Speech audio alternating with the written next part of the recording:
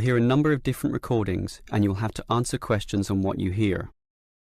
There will be time for you to read the instructions and questions, and you will have a chance to check your work. All the recordings will be played once only. The test is in 4 sections. At the end of the test, you will be given 10 minutes to transfer your answers to an answer sheet. Now turn to Section 1. Section 1. You will hear a student phoning to inquire about a car for sale. First, you have some time to look at questions 1 to 7.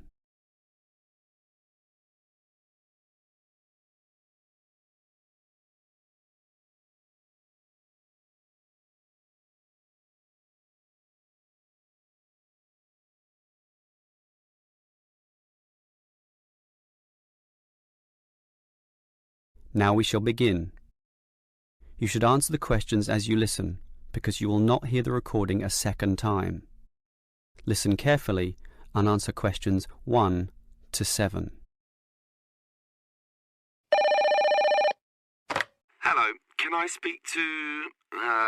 the advert doesn't give a name. Well, the name is Bob, and I guess this call is about the car I'm selling, right? Yes, my name's Francis, and I'm definitely interested.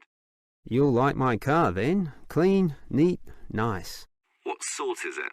Oh, the original model was called an Echo. You know, like the echo a sound can make. But then they changed the name to Yaris just before I bought it.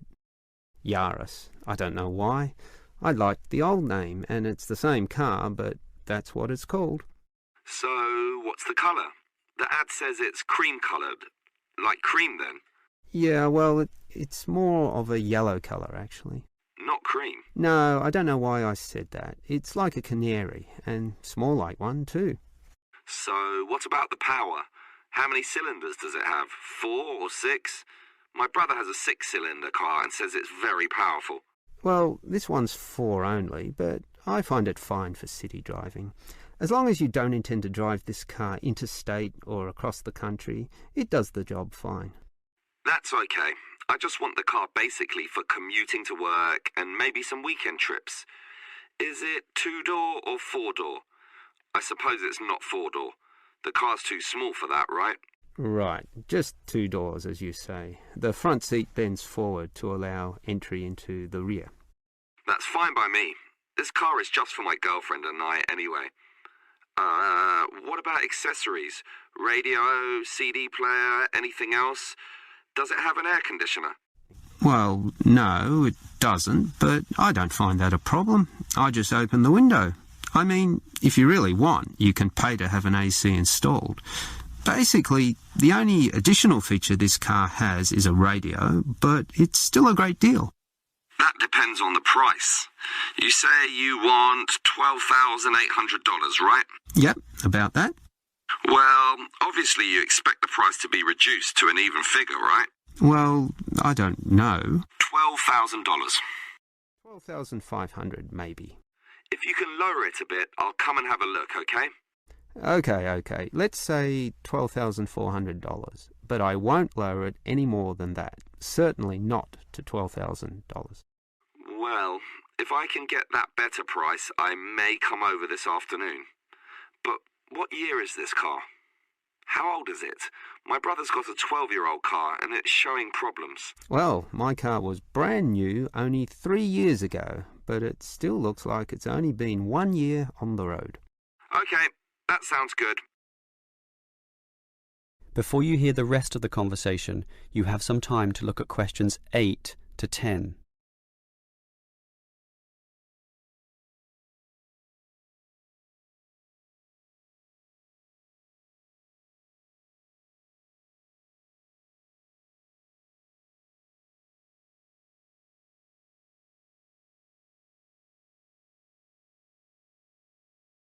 Now listen and answer questions 8 to 10. Can I just ask a few more general questions about this car you're selling? Sure. Can you just tell me why you think it's such a good deal? Of course, I won't necessarily believe you, but just tell me what you think. You can believe me. I honestly think this is a nice car, well worth buying at the price I'm asking. How much registration does it have left? To be honest, not so much, but I think having lots of registration is irrelevant. It's the car you're paying for, the quality and advantages of the engine itself. Well, what about that then? Okay, many people like to accelerate down the freeways, right? There are a lot of speed demons out there who think quickness is all that matters, but basically, people are mostly trapped in city traffic. So one of the things I like is that because this car is small, you can put it anywhere. Say you're in the city wanting to duck into a shop. Well, you can fit this car in any little space while you go shopping or do other things, and that saves you a lot of time. Yeah, but it's not that powerful, right? Oh, sure, the feel of a smoothly purring 6-cylinder engine attracts many people, but I compare my car to those small football players with the tight turning circles, those who can run rings around the larger players. This car is like that. It can turn this way and that way, dodge here, duck in there, sneak around corners, squeeze ahead and grab a position. That's also very useful when travelling in city traffic. Okay, I'll think about it. Sure, think about it, but all these advantages are sound and appeal to other buyers as well. No one holds the same car forever, so you can say exactly the same things that I just said when you want to sell the car. That will make it very easy for you to pass this car on to the next buyer. Yeah, maybe you're right. That is the end of section 1. You now have half a minute to check your answers.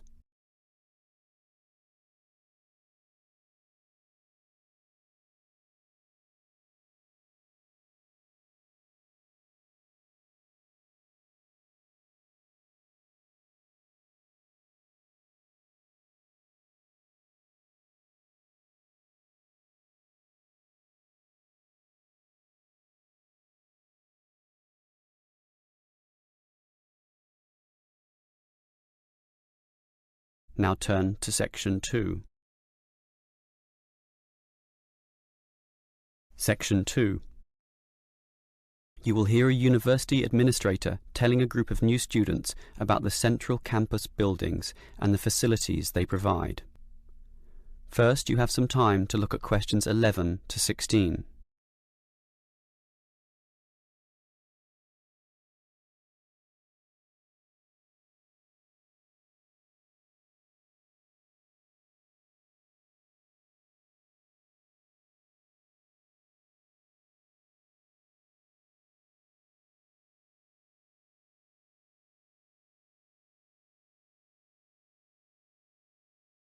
Now listen carefully and answer questions 11 to 16.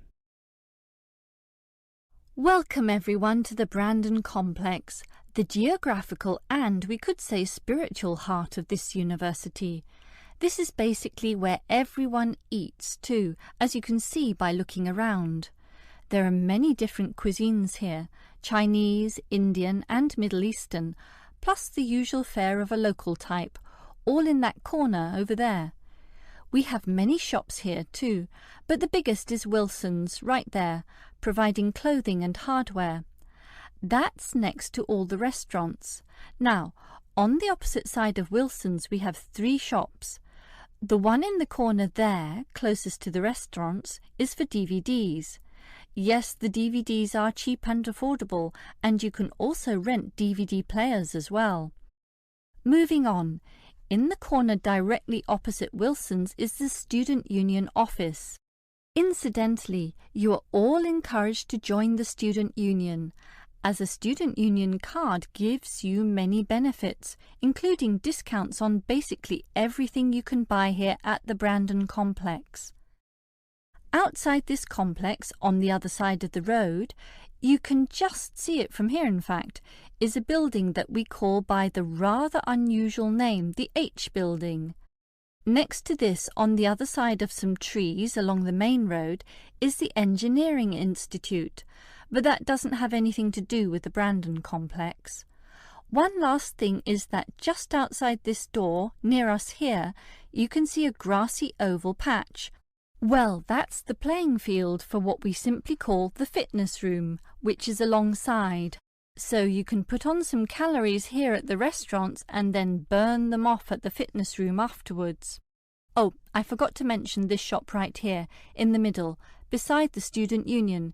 It's the bookshop. And as you can see, it's always busy, always popular.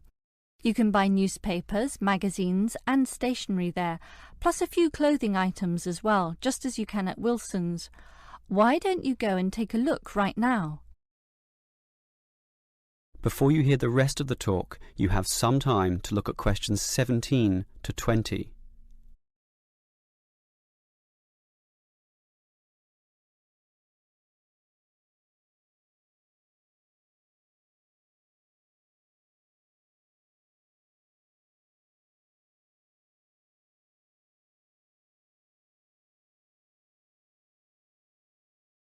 Now listen and answer questions 17 to 20.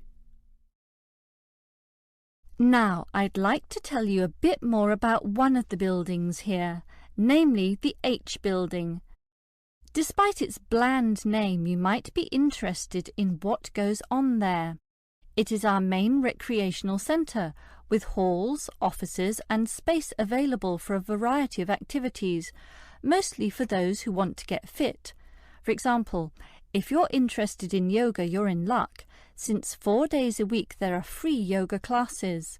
They have several levels, so if you're a beginner, you'd have to start with that. You can check the schedules on the wall there. Yoga used to be at night, but now it's in the mornings, but not on Wednesdays. Along those same lines, there's aerobic dancing in the afternoon. This shares the same room as the badminton games, which are on Mondays, Wednesdays and Fridays. The aerobics are on the alternate days, Tuesdays and Thursdays, and it's not restricted at all. Everyone is welcome to join, although the instructor may divide you up, of course, according to ability. And, just to show how diverse the H building is, there's even some spiritual solace available there inside the multi-denominational prayer centre, with individual booths and a variety of holy scriptures and texts available to read from all the major religions of the world. That's open all day over the weekend, but not at night time, when the rooms are for private booking. Finally, for those of you of a cerebral nature, the University Chess Club operates at night. That's open from 8 p.m. every, is it Wednesday or Monday? No, sorry, Friday. And I think it closes at about 11:30 p.m. So, there's something for everyone in the H building. That is the end of section 2. You now have half a minute to check your answers.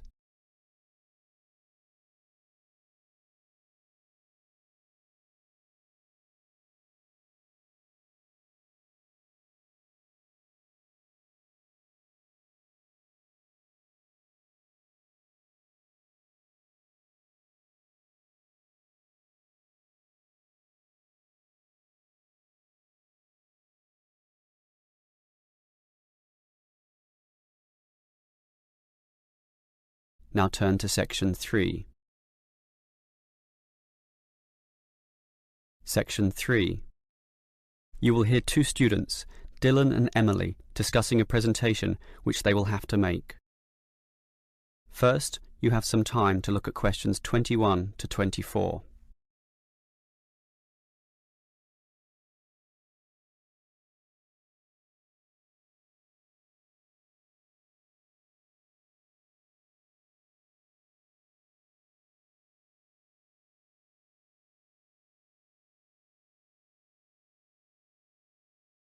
Now listen carefully and answer questions 21 to 24.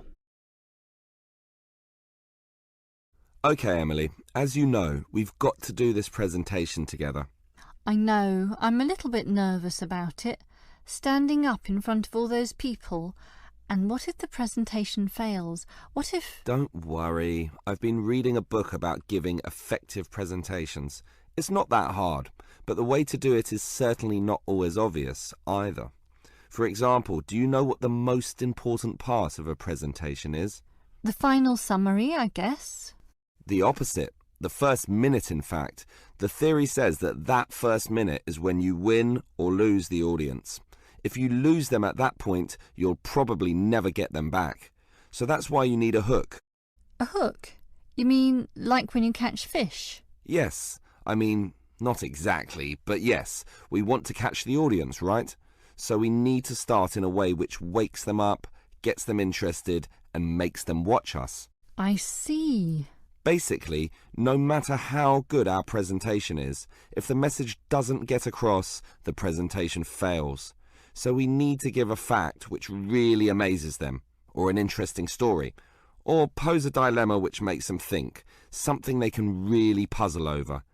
It's better if this is related to the subject, of course, something to do with management in our case. So that's the hook? That's right. From then on, we'll just follow the basic advice. Like what? Like, talk to your audience, as equals. Don't talk down to them, or up to them. They're just the same as us, right?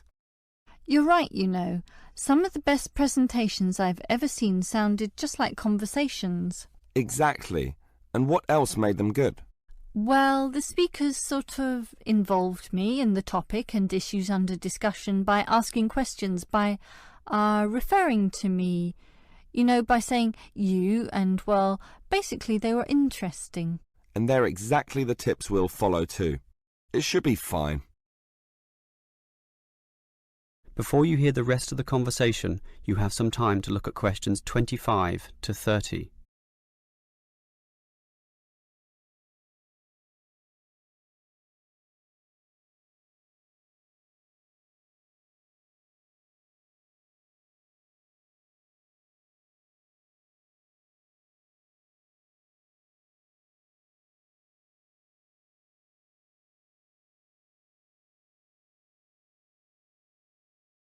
Now listen and answer questions 25 to 30. Emily, I think this will be a fine presentation, but how are we going to divide it up? For example, who's going to open it, you or me? Well, I think you have a very natural style, so you should start. This talk has 5 main parts, so you can introduce it and then do part 1. That's the historical context or background to the issue. Yes, then I'll do part 2 about current views. You do part 3 and I'll do part 4, leaving both of us to handle the question time. I'm okay with that.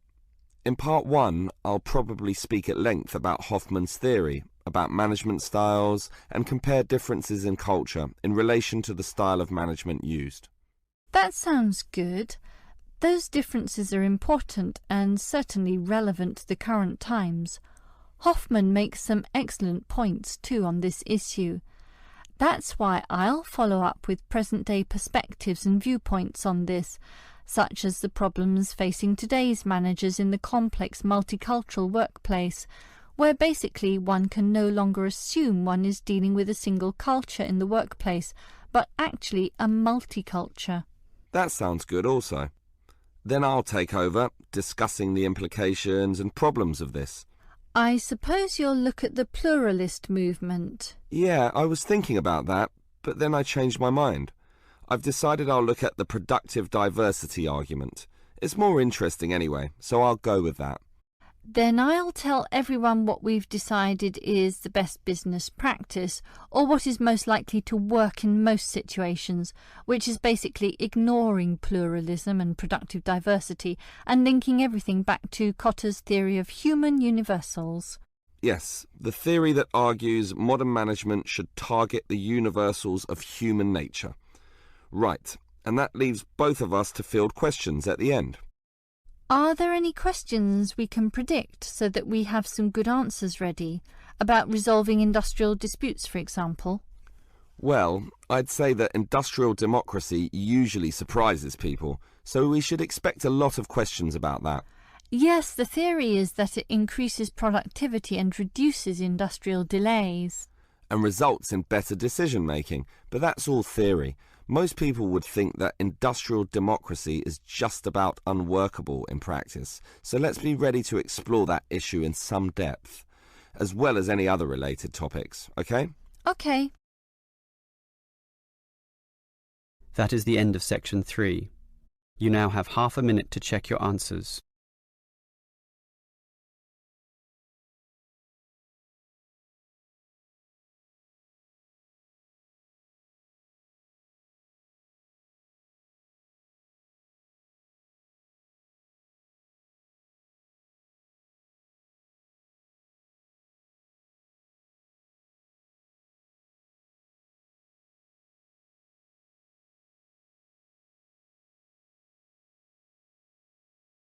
Now turn to section 4.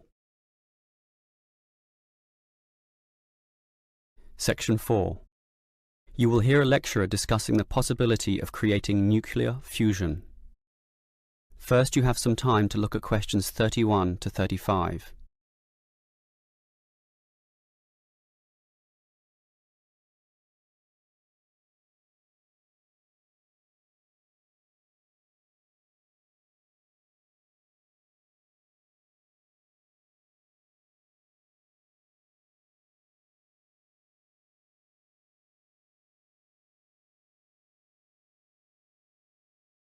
Now listen carefully and answer questions 31 to 35. We look at the sun, a huge ball streaming out essentially limitless energy into space, and we think about how we need that energy here on Earth. Our oil reserves are running out, coal burning causes much pollution, and nuclear energy has many dangers. But where does the sun itself get its energy?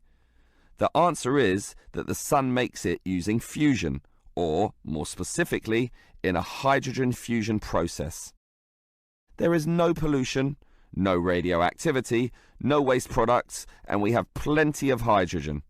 So, hydrogen fusion seems the perfect answer to our energy needs, and scientists have long attempted to achieve it here on Earth. So what happens during this process?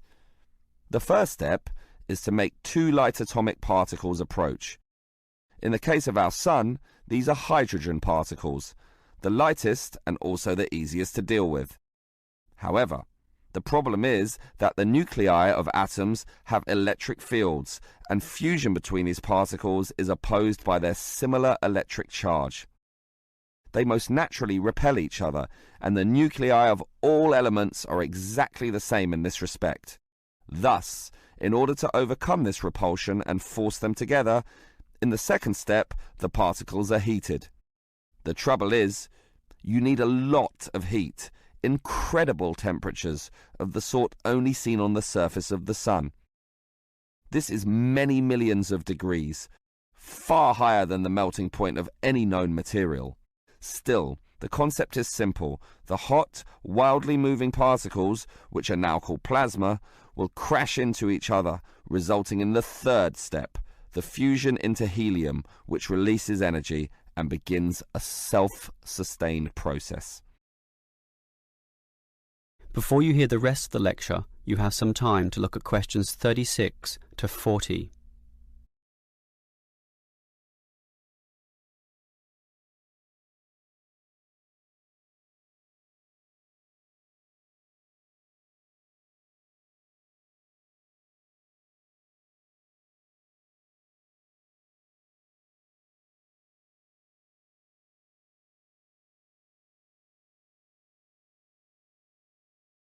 Now listen and answer questions 36 to 40. So, we know how fusion works. Thus, the big question is, can we create it here on Earth? We actually have the technology to superheat hydrogen into plasma, but no container on Earth can deal with those temperatures. Thus, we need to confine this superheated material so that it doesn't touch anything. For that, we need a special reactor, and most research has focused on an apparatus known as a tokamak system. That's Tokamak, an acronym from some Russian words meaning toroidal chamber with magnetic field. It's an apt name, since a very powerful magnetic field is used to confine and suspend the superhot plasma in the air so that it doesn't touch anything. This is possible only because this plasma has an electric charge, which interacts with the magnetic field. Of course, the walls of the fusion vessel will still get hot, very hot, and to avoid being melted, they must be cooled with a cryogenic system to intensely low temperatures. But now we are faced with the second problem. If we are to draw power from this system, the reaction must be continuous and controllable. However, when fusion begins, the plasma becomes unstable, and at these temperatures, that is a very serious situation. If we lose control, a disaster could result. Despite the obstacles, in 2010, a European device managed some success, but needed far more power to generate the fusion reaction than that produced from the fusion itself. Obviously then, it was not useful as a power source. More to the point, this system could only sustain a fusion reaction for a fraction of a second, yet, to self-sustain, the fusion needs to run for at least 10 seconds. And the future looks bleak. Unfortunately, most scientists predict that many decades will have to pass before fusion power can become a practical reality. That is the end of section 4.